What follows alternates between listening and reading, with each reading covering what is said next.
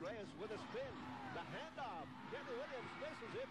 And Relimi has another rebound. A good defense on the part of Pure Foods to run back. Oy. Pero ito, another turnover spot of Giants. Roger Yap, masyadong mababa at saka malayo yung pasa.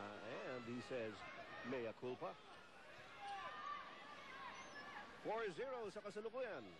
Although itong Pure Foods already has 4 turnovers, yung mga turnovers nila have not resulted into turnover points dahil after the turnover, usually yung mga turnover nila, yung mga klase na kailangan pang i-inbound ulit yung bola ng Santa Lucia. Ito kaya si Kelly Williams.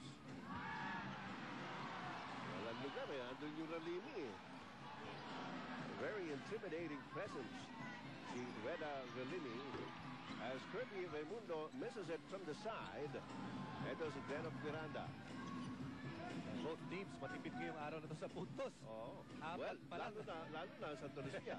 5 minuto na nakakaraan. Wala pang score eh. Espino, inside. Si kay Wilson pa rin binigay. Traveling na naman si Wilson. I think Coach Ryan Gregorio is happy this way. Gusto mo, 4-0 hanggang dulo eh. Basta lamang. What we notice right here, ito si Wesley Wilson. Kahirap siya dito kay Reda Relimi.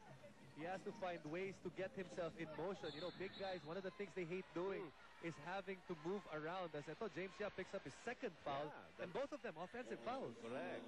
Dalawang sunod eh. Foul number 2 on James Yap. 6.5 minutes remaining here in the first quarter. As we mentioned earlier, Santa Lucia still unable to get anything going offense-wise. Ito si Denop Miranda, parang umuumang kanina tumira sa labas. Dito ay umulon, natapikan ni Roger Yap. Montik pang turnover na ka. Goes out of bounds in favor of Pure Foods.